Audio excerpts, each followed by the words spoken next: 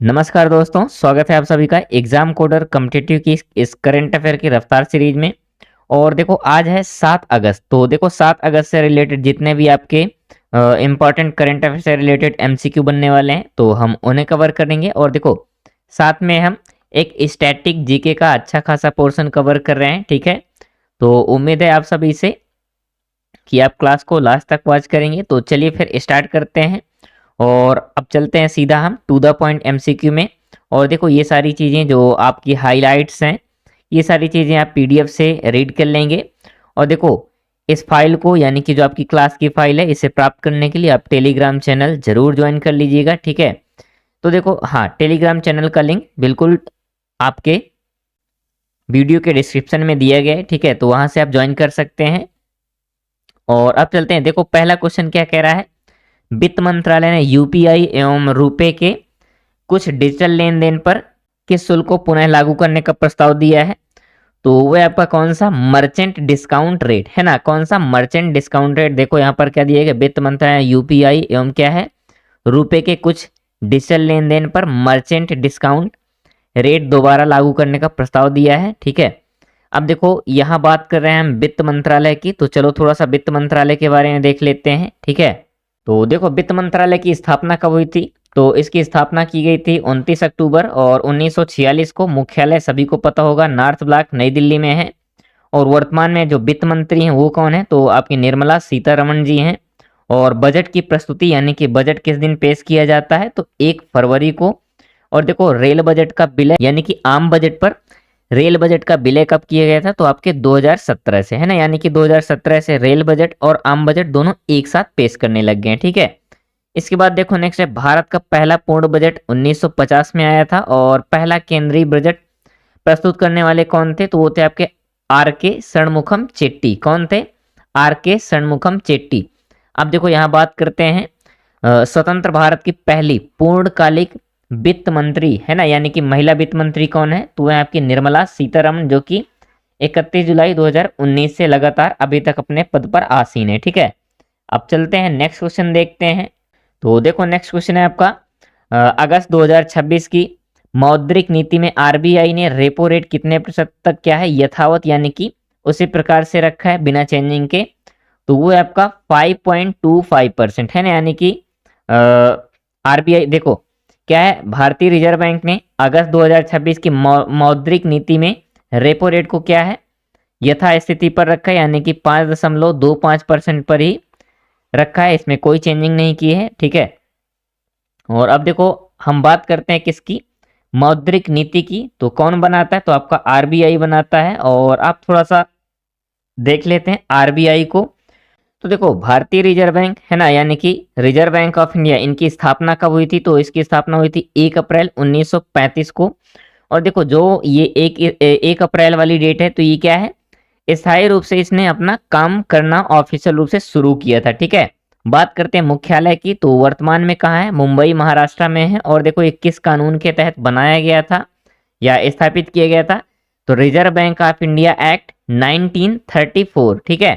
अब प्रकृति यानी कि किस टाइप का है, तो भारत का केंद्रीय बैंक है, सभी को पता है। और स्वामित्व क्या है, तो देखो भारत सरकार का स्वामित्व है। और कब से, 1 जनवरी 1949 से, जब इसका क्या है राष्ट्रीयकरण कर दिया गया था, इसके बाद से क्या है ये भारत सरकार के पूर्ण स्वामित्व में आ गया था, ठीक है। अब देखो इसके स्थापना के इतिहास में थोड़ा सा चलते हैं। तो देखो क्या दिया गया, आरबीआई की स्थापना के लिए सबसे पहले क्या है 1926 में एक क्या है आयोग का गठन किया गया था, जिसका क्या नाम था, हिल्टन यंग कमीशन।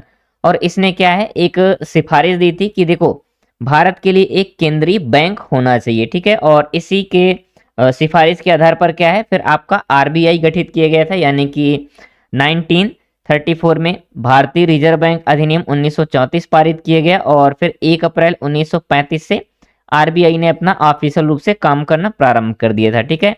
अब बात करते हैं इसके मुख्यालय की। तो देखो इसका जो प्रारंभिक मुख्यालय था यानी कि जब इसकी स्थापना की गई थी, तो इसका मुख्यालय कोलकाता में था, है ना, पश्चिम बंगाल में।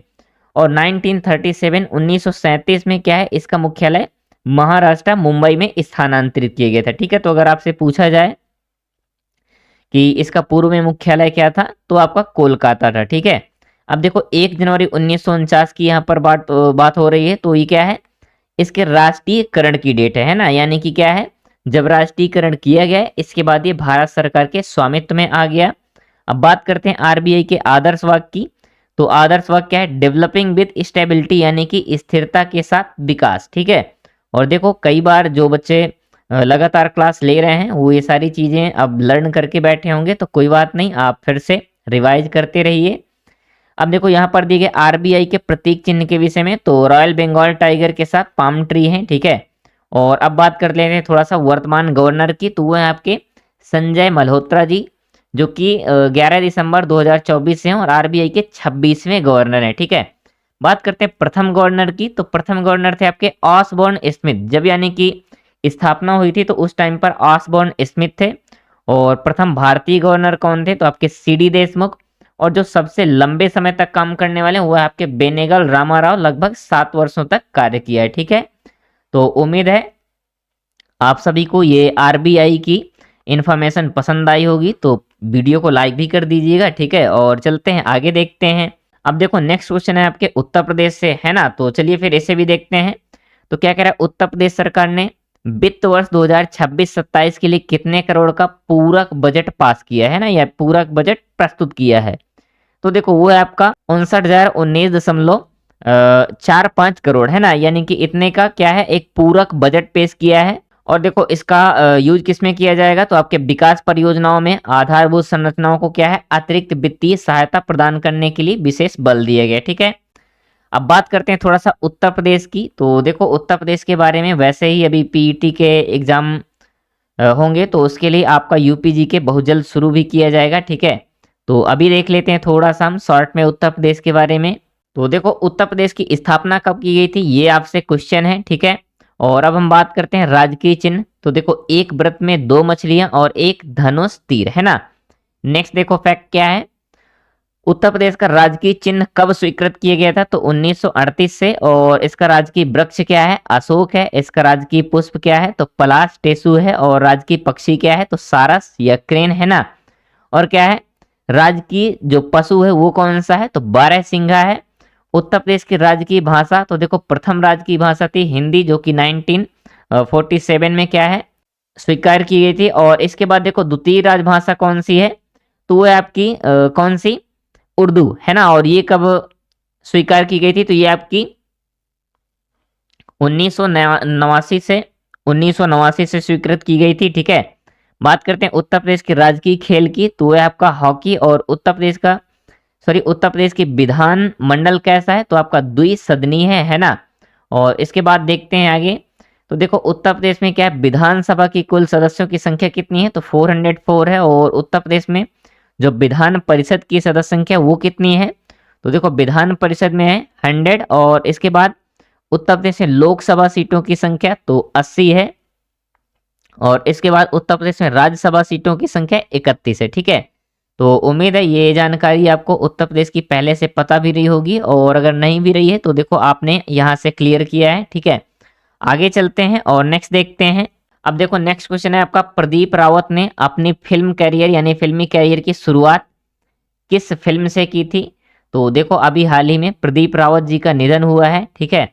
और इन्होंने अपनी मेरी जंग, है ना, कौन सी, मेरी जंग नामक क्या है, मूवी से अपना डेब्यू किया था। ठीक है। और देखो 4 अगस्त 2026 को 74 वर्ष की आयु में इनका निधन हो गया है। और देखो महाभारत में अश्वत्थामा का एक महत्वपूर्ण किरदार इन्होंने निभाया था। ठीक है।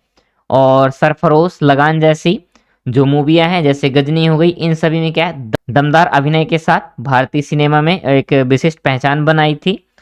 अब देखो यहाँ बात करते हैं निधन की। तो चलो फिर जो भी अभी हाल फिलहाल के निधन है उनके बारे में एक बार देख लेते हैं। ठीक है।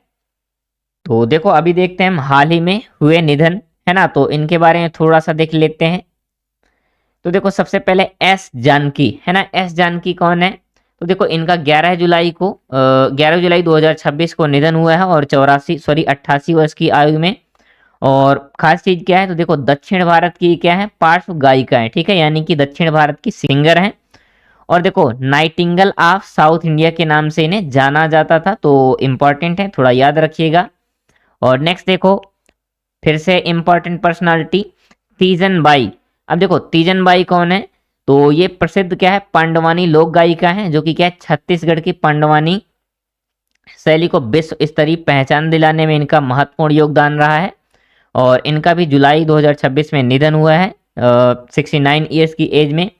और देखो पद्म विभूषण और पद्म भूषण तथा पद्म श्री पुरस्कार से सम्मानित की जा चुकी थी। ठीक है, आगे चलते हैं और देखो नेक्स्ट है आपका शेख हमद बिन खलीफा अल थानी, है ना।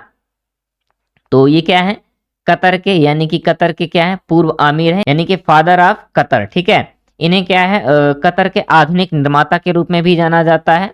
और इनका भी निधन हुआ है कब, 12 जुलाई 2026 को। और इनके विषय में देखो एक चीज यहाँ से जरूर पूछा जा सकता है कि भारत सरकार ने कतर के किस क्या है अमीर के निधन पर एक दिन का राजकीय शोक घोषित किया गया था। ठीक है, तो वो है आपके कौन, शेख हमद बिन खलीफा अल थानी। ठीक है, नेक्स्ट देखते हैं। अब देखो नेक्स्ट है आपका के जमुना रानी। तो के जमुना रानी कौन है, तो इनका भी 30 जुलाई 2026 को 88 वर्ष की आयु में निधन हुआ था। और ये क्या है, दक्षिण भारतीय फिल्मों की एक प्रसिद्ध गायिका है। ठीक है, यानी कि ये भी सिंगर हैं। और देखो नेक्स्ट है आपके सापूर जादरान। ठीक है, अब देखो सापूर जादरान कौन है, तो देखो इनका भी 7 जुलाई 2026 को, और भारत में ही, यानी कि भारत में एक नोएडा में हॉस्पिटल में एडमिट थे ये। और ये क्या है, अफगानिस्तान के लेफ्ट हैंड के फास्ट बॉलर हैं। तो इनका भी निधन हुआ है। और देखो सबसे बड़ी बात क्या है, ये अपने बर्थडे से एक दिन पहले ही अलविदा बोल के चले गए हैं ना, यानी कि 38 ईयर्स की एज में। ठीक है, आगे देखते हैं और नेक्स्ट है आपके प्रदीप रावत, जो कि हाल ही में अभी हम पढ़ ही चुके हैं। 4 अगस्त 2026 को इनका निधन हुआ है 74 वर्ष की आयु में। और क्या है, हिंदी एवं दक्षिण, यानी कि क्या है बॉलीवुड और साउथ दोनों इंडस्ट्री में ये काम कर चुके हैं। और लगान, गजनी जैसे क्या है इंपॉर्टेंट मूवी में अच्छा दमदार रोल निभाया है। और भारत में अश्वत्थामा के महत्वपूर्ण किरदार निभाया है। ठीक है, आगे चलते हैं और नेक्स्ट देखते हैं। अब देखो नेक्स्ट क्वेश्चन है आपका, भारत का पहला स्वदेशी अफ्रीकी स्वाइन फीवर टीका किस संस्था ने विकसित किया है, तो ICAR ने, यानी कि भारतीय कृषि अनुसंधान परिषद ने देश का पहला स्वदेशी अफ्रीकी स्वाइन फीवर टीका विकसित किया है, जिसका शुभारंभ केंद्रीय मंत्री कौन, शिवराज सिंह चौहान, देखो केंद्रीय कृषि मंत्री शिवराज सिंह चौहान ने किया है। ठीक है, और देखो अभी हाल ही में अवीकली, यानी कि वीक में एक बार ली जाने वाली दवा चर्चा में रही है। ठीक है, तो इसे याद रखना है आपको। और देखो एक आपसे क्वेश्चन है, ठीक है, कि क्यूडेंगा, है ना, क्यूडेंगा किसके लिए थी, यानी कि क्यूडेंगा वैक्सीन किस रोग के लिए बनाई गई थी। ठीक है, तो ये आप कमेंट में बताएंगे। इसके बाद देखो नेक्स्ट देखते हैं, ग्ला झील को भारत का कौन सा रामसर स्थल घोषित किया गया है, कौन सी, ग्ला झील। तो देखो 101वां रामसर स्थल घोषित किया गया है। और अरुणाचल प्रदेश की ग्ला झील भारत का 101वां रामसर स्थल घोषित किया गया है, जिससे क्या है राज्य का, देखो ये क्या है, राज्य का पहला रामसर स्थल बना है ना। देश का कौन सा, 101वां, और अरुणाचल प्रदेश का पहला रामसर स्थल है। ठीक है, तो ये थोड़ा सा इंपॉर्टेंट हो जाता है, याद रखिएगा। और देखो अब हम बात करते हैं थोड़ा सा रामसर स्थल की, है ना। तो बिल्कुल चलिए फिर देखते हैं रामसर स्थल के बारे में। तो देखो रामसर स्थल के बारे में अब ये बताओ कि रामसर कन्वेंशन क्या है ना। तो पहले हमें ये जानना चाहिए। तो देखो रामसर कन्वेंशन क्या है, विश्व की पहली अंतरराष्ट्रीय संधि है जो केवल आर्द्र भूमियों के क्या है संरक्षण के लिए बनाई गई थी। और देखो 2 फरवरी 1971 को रामसर, यानी कि ईरान में एक स्थल है, यहाँ पर क्या है इस संधि को अपनाया गया था। और यह संधि 21 दिसंबर 1975 से प्रभावी हुई थी। इसी कारण क्या है 2 फरवरी को विश्व आर्द्र भूमि दिवस मनाया जाता है। ठीक है, यानी कि 2 फरवरी 1971 को रामसर स्थल, यानी रामसर में क्या है ईरान में इस संधि को अपनाया गया था, जिसकी याद में क्या है हर वर्ष 2 फरवरी को विश्व आर्द्र भूमि दिवस मनाया जाता है। ठीक है, अब बात करते हैं भारत में। तो देखो भारत ने 1 फरवरी 1982 को रामसर कन्वेंशन को स्वीकार किया था। और भारत की पहली रामसर साइट कौन बनी थी, तो आपकी चिल्का झील, जो कि कहाँ, उड़ीसा की, तथा केवला देव राष्ट्रीय उद्यान राजस्थान का, जिन्हें 1981 में क्या है सूचीबद्ध किया गया था, यानी कि क्या है कन्वेंशन में शामिल किया गया था। और भारत कन्वेंशन में कब से प्रभावी हुआ, तो ये 1982 से। ठीक है, बात करते हैं रामसर कन्वेंशन का सचिवालय। तो ये आपकी ग्लैंड कहाँ पर है, स्विट्जरलैंड में है। और देखो वर्तमान में भारत में 101 रामसर साइटें हो गई हैं। अरुणाचल प्रदेश की ग्ला झील है ना, ग्ला झील को क्या है, रामसर साइट घोषित किए गए, जो कि आपके अरुणाचल प्रदेश की पहली है, यानी कि क्या है, राज्य की पहली है रामसर स्थल। और भारत की कौन सी है, तो 101 नंबर की। ठीक है, बात करते हैं सबसे अधिक रामसर स्थल कहाँ है, तो आपके तमिलनाडु में है, जो कि 20 है। और इसके बाद देखो भारत की पहली रामसर साइट कौन सी है, चिल्का झील और केवलादेव राष्ट्रीय उद्यान। और भारत की सबसे नवीनतम कौन सी है, तो वो है आपकी ग्ला लेक है ना, कौन सी, ग्ला लेक कहाँ की, अरुणाचल प्रदेश की। ठीक है, और अब बात करते हैं कि भारत की सबसे बड़ी कौन सी है रामसर स्थल, तो आपका सुंदरबन आर्द्रभूमि, जो कि पश्चिम बंगाल में है। इसके बाद देखो भारत की सबसे ऊंचाई पर स्थित रामसर साइट कौन सी है, तो वह सो मोरारी झील। सो मोरारी झील कहाँ पर है, तो आपके लद्दाख में। अब देखो आपसे एक क्वेश्चन है, क्वेश्चन ये है कि आपकी जो सबसे छोटी रामसर साइट है वो कौन सी है, उसका नाम बताना है और उसके स्टेट का भी आपको नाम बताना है। ठीक है, तो उम्मीद है आप इसका आंसर जरूर करेंगे। अब नेक्स्ट देखते हैं, नेक्स्ट क्वेश्चन क्या है, तो आपका नेक्स्ट क्वेश्चन है ट्राई माई कॉल ऐप में QoE का पूर्ण रूप क्या है ना। तो देखो ट्राई ने 3 अगस्त 2026 को ट्राई माई कॉल ऐप का संशोधित संस्करण लॉन्च किया है, जिससे उपभोक्ता क्या है, वॉइस कॉल की गुणवत्ता, यानी कि वॉइस कॉल पर क्या है, गुणवत्ता पर वास्तविक समय अपनी प्रतिक्रिया दर्ज कर सकता है या कर सकेंगे। इस ऐप को QoE और QoS से डेटा क्या है, जुड़े डेटा के आधार पर दूरसंचार सेवाओं की गुणवत्ता का आकलन, नेटवर्क की सुधार और प्रभावी नियमा की निगरानी को मजबूत करेगा। तो देखो इसका फुल फॉर्म क्या है, क्वालिटी ऑफ एक्सपीरियंस। क्या है, क्वालिटी ऑफ एक्सपीरियंस। अच्छा, ट्राई का फुल फॉर्म क्या है, तो ये आपको कमेंट में बताना है। ठीक है, इसके बाद देखो नेक्स्ट ऐप का राष्ट्रीय हथकरघा दिवस किस ऐतिहासिक आंदोलन की स्मृति में मनाया जाता है, तो आपका स्वदेशी आंदोलन, जो कि 1905 में हुआ था। ठीक है, राष्ट्रीय हथकरघा दिवस प्रतिवर्ष 7 अगस्त को इसी की याद में मनाया जाता है। और अब बात करते हैं हम थोड़ा सा दिवस की, तो देखो 1 अगस्त को क्या मनाया जाता है, तो फेफड़ों के लिए कैंसर का विश्व दिवस। फिर 2 अगस्त को मैत्री दिवस, और देखो ये 2 अगस्त को नहीं बल्कि अगस्त के प्रथम रविवार को मनाया जाता है। ठीक है, इसके बाद देखो 3 अगस्त को विश्व संस्कृत दिवस मनाया जाता है, इसको हिरोशिमा दिवस मनाया जाता है। 7 अगस्त को क्या मनाया जाता है, राष्ट्रीय हथकरघा दिवस। ठीक है, और 8 अगस्त को भारत छोड़ो दिवस। 9 अगस्त को क्या मनाया जाता है, तो विश्व जनजातीय दिवस। और 9 अगस्त को क्या मनाया जाता है, तो नागासाकी दिवस। और इसके बाद देखो क्या है, 10 अगस्त को विश्व जैव ईंधन दिवस।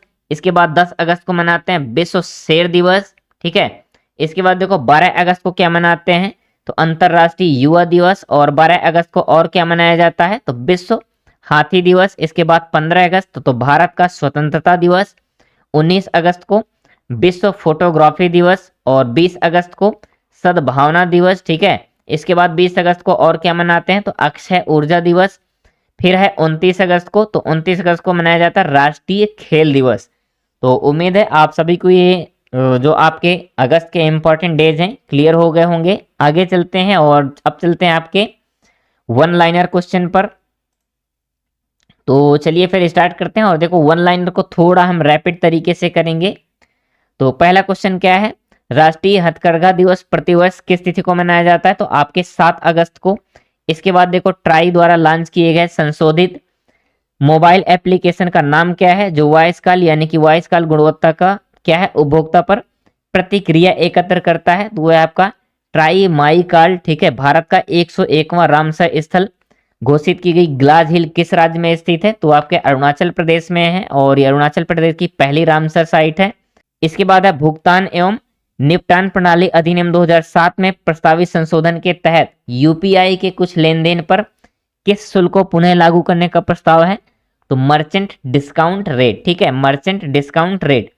इसके बाद देखो नेक्स्ट है अगस्त 2026 की मौद्रिक नीति में आरबीआई ने रेपो रेट या रेपो दर को क्या है कितने प्रतिशत तक अपरिवर्तित रखा है, तो आपका 5.25%। ठीक है, आगे देखते हैं। और नेक्स्ट क्वेश्चन है आपका उत्तर प्रदेश सरकार ने वित्त वर्ष 2026-27 के लिए कितने करोड़ का पूरक बजट प्रस्तुत किया है, तो 59,019.45 क्या है करोड़ का पूरक बजट पेश किया है।